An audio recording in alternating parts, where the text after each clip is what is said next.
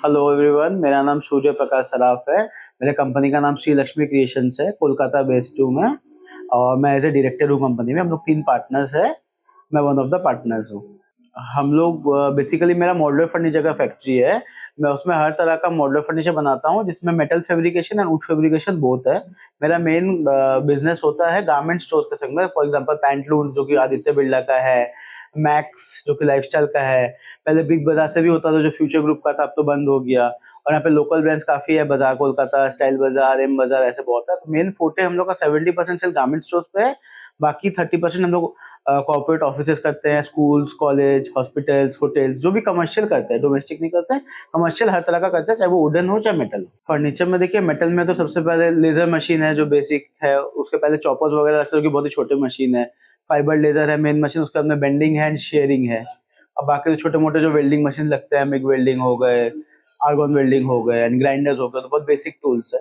Main तो bending machine and laser cutting machine, जो fibre laser इसको बोलते हैं। एसएलटीएल का लेजर कटिंग मशीन मैंने 2019 में फाइनल किया था, लेकिन बस 2020 में कोविड आ गया था, तो मशीन मेरे को डिलीवर हो गई थी उसके पहले।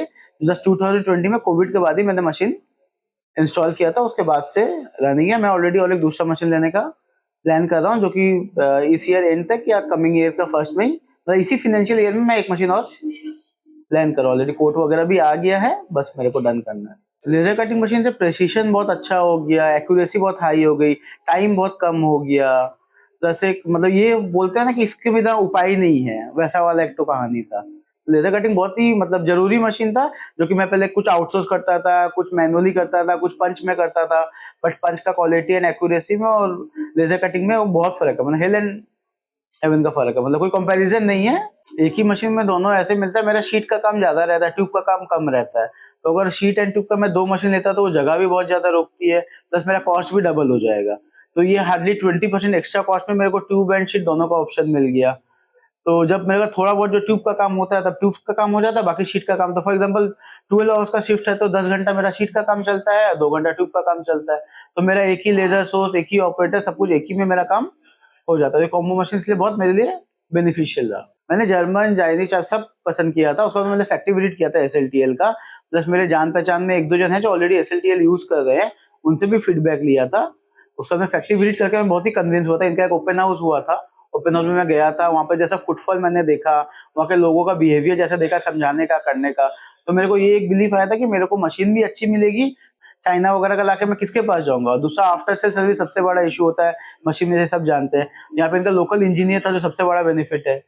तो मेरा मतलब जस्ट फोन कॉल अवे जिसको बोलते हैं, फोन करने का देरी है, इंजीनियर आके चीज को सॉल्व कर देता है। सबसे बड़ा बेनिफिट मेरा था आफ्टर सेल सर्विस का।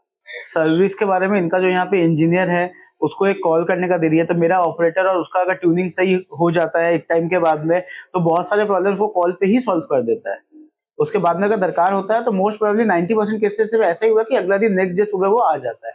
वो हुआ चाहे उसका जूनियर आके मेरा मशीन चालू। फॉर एग्जाम्पल मतलब 12 घंटा से ज्यादा कभी मशीन बंद नहीं रहा, मैं ऐसा बोल सकता हूँ। मेरा मशीन पिक आवर्स में 18 घंटा भी चलता है, वरना 12 घंटा तो नॉर्मली चलता ही चलता है। प्रोडक्टिविटी क्वालिटी में कोई इश्यू ही नहीं है, सीधा सा बात है। देखिए, मैं एज ए फैक्ट्री डायरेक्टर या ओनर क्या सोचूंगा, मेरे यहाँ तो कम से कम जैसे लेजर मशीन लगी हुई है वैसे 10 तरह की और मशीन लगी हुई है। तो अगर सब कुछ प्रोडक्शन ठीक ठाक चल रहा है, माल मिल रहा है, तो मैं तो माथा ही नहीं लगाता उसमें।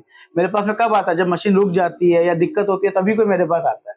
तो ऐसा आता ही नहीं है, बहुत रेयर आता है, क्योंकि अगर दिक्कत होती भी है तो इंजीनियर को कॉल कर लेता है, वो सॉल्व हो जाता है। चीज मेरे तक आती ही नहीं है, तो मैं इसका क्या फीडबैक दूं। मेरे पास आए, रुके, तब तो मैं फीडबैक दूं। मेरे पास आती नहीं है, चीजें अपने अपने में सॉल्व हो जाती है। এসএলটিএল মেশিনে কোনো প্রবলেম নেই। আমি তো অত বছর থেকে ইউজ করছি, মানে কোনো অসুবিধাই নেই বলতে গেলে। মানে নতুন মেশিন নিয়েছি, ওটা পুরো ট্রেনিং করার থেকে নিয়ে কিভাবে মেশিন চালাতে হয় না চালাতে হয় সবকিছু। সবথেকে ভালো আছে সার্ভিস। আমি যদি বলি, যদি মার্কস দেওয়া হয়, সবথেকে ফার্স্ট 1 নম্বর মার্কস হবে সার্ভিসের জন্য, যেটা আমার মনে হয় যে মেশিনের ক্ষেত্রে সবথেকে বেশি ইম্পর্টেন্ট আছে।